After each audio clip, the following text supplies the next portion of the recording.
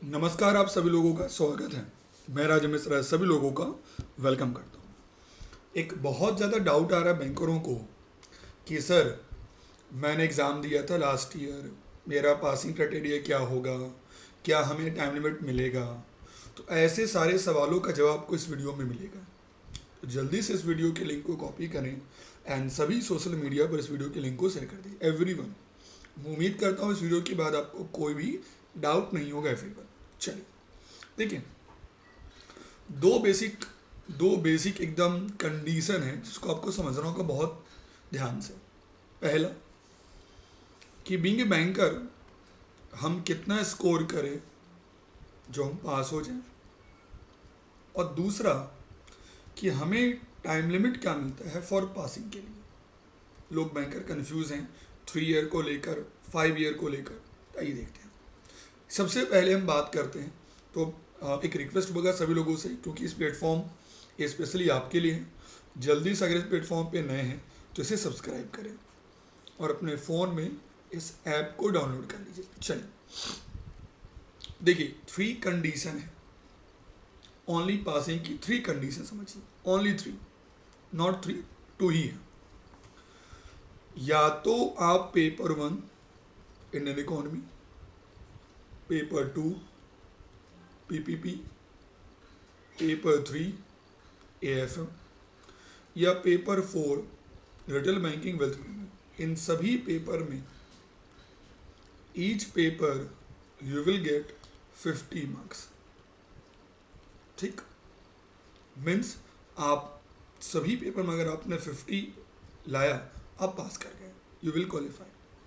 ठीक है, 50 out of 100। ये हुआ case number 1। Now the case number 2 जो कभी कभी आपको कंफ्यूज करेगा। अभी आप लोगों ने पेपर 1 दिया 8 अक्टूबर को।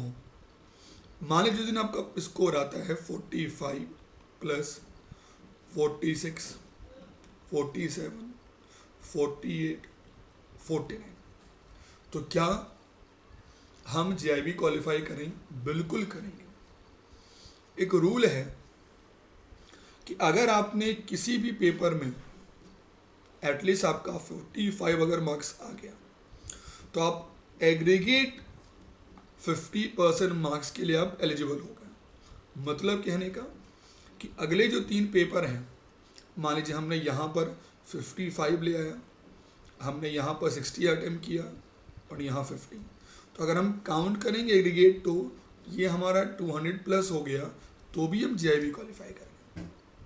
बट 45 ग्रेड वाला रूल तभी अप्लीकेबल आप पर होगा जब आप ये याद रखिएगा, आप एक साथ चारों पेपर देते हैं। तो ये अक्सर लोगों को, बैंकरों को कन्फ्यूज़न होता है। मतलब कहने का, अगर आपने सिर्फ 2 पेपर दिया तो एग्रीगेट काम नहीं करेगा। अगर आपने 3 पेपर दिया तो एग्रीगेट काम नहीं करेगा। आपको चारों पेपर एक अटेम्प्ट में देना है। अटेम्प्ट मतलब ये नहीं कि पहला, किसी भी पहला दूसरा वटेवर, बट जो भी आप अटेम्प्ट यूज़ करोगे उसमें चारों पेपर को आपको देना अनिवार्य है, तभी आपका एग्रीगेट काम करेगा। आई होप इसमें किसी को डाउट तो नहीं होना चाहिए, जहाँ तक मुझे ऐसा लगता है। और अगर तब भी डाउट होगा तो आप मुझे इस वीडियो के नीचे कमेंट करिएगा, आपको मैं आंसर दूंगा। पता होगा आपको, पहले हमारे जेआईबी में सिर्फ 3 पेपर हुआ करते थे, पीपीपी, एएफबी और एलआरबी।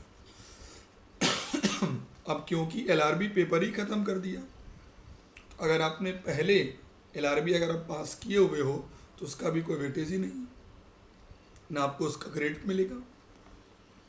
तो candidate will allowed to retain credit for subject they have pass in attempt till the expiry of the time limit. मतलब जब तक आपका टाइम लिमिट बचा हुआ है तब तक आप पुराने क्रेडिट का बेनिफिट ले सकते हैं।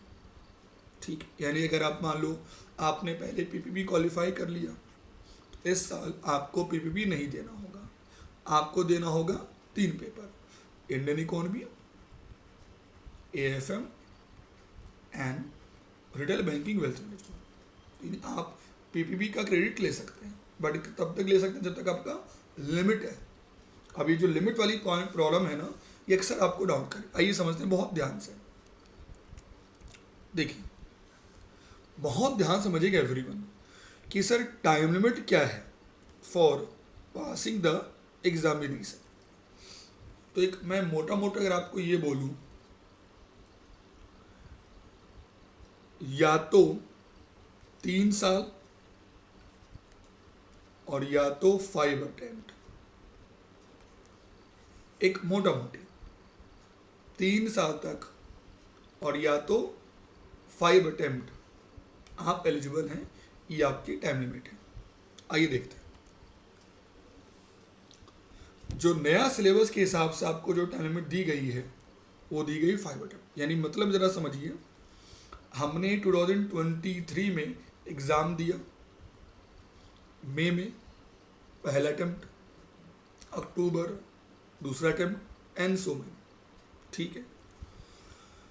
यानी आप अपने जेबी एग्ज़ाम को 5 अटेम्प्ट में क्वालिफाई कर सकते हैं, बट वो जो लिमिट है 5 लिमिट का, वो आपको 3 साल में यूटिलाइज करना होगा, ठीक है। दोनों में जो भी पहले आ जाए, ठीक है। और एक बात बड़ी इम्पॉर्टेंट है, ये जो 5 लिमिट है ना, ये लगातार जरूरी नहीं कि आपने लगातार होगा तभी आपको अप्लीकेबल होगा, नहीं, नॉट नेसेसरी। आपने अक्टूबर में एग्ज़ाम दिया, आप अगला में जो 2024 का होगा आप स्किप कर दीजिए, बट भी अप्लीकेबल होगा। तो टोटल में आपको मिलेंगे 5 और ईयर मिलेगा आपको। आई होप ये किसी को डाउट नहीं होना चाहिए ना। इसको जरा ध्यान से देखिए,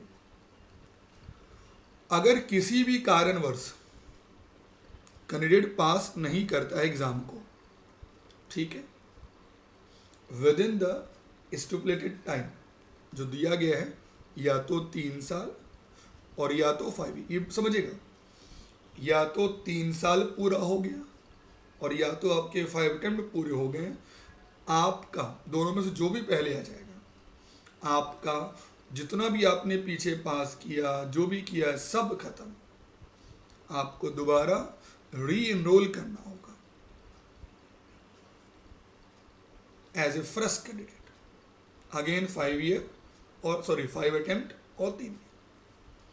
सच candidate will not be granted credit for a subject pass at any year. मतलब जरा सोचिए, आपके 5 अटेम्प्ट पूरे हो गए और अभी तक आप एक पेपर इन इकोनॉमी क्वालिफाई नहीं कर पाए, तो अगर आपके जो पहले के पासिंग पेपर हैं उनका क्रेडिट आप नहीं ले सकते। आई होप ये बड़ा इंपॉर्टेंट पॉइंट है। नेक्स्ट पॉइंट, जो टाइम लिमिट है 3 साल का और जो अटेम्प्ट 5 है, विच एवर इज अर्लियर, ये कब से स्टार्ट होगा? जब से आपने किया रजिस्ट्रेशन। देख, एक होता है हम जब रजिस्ट्रेशन करते हैं और एक हम एग्ज़ाम के लिए फॉर्म भरते हैं।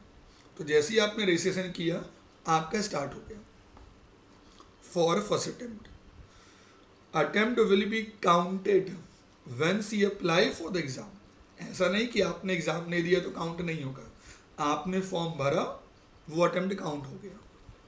Whether the candidate appear for any examination और नॉट। ये बहुत बैंकरों को डाउट रहता है कि सर क्या हमने इस बार एग्ज़ाम नहीं दिया, क्या हमारा जो अटेम्प्ट होगा काउंट होगा या नहीं? बिल्कुल, आपने रजिस्ट्रेशन किया, आपका कॉल लेटर आया, आपका अटेम्प्ट काउंट हो गया, ठीक है।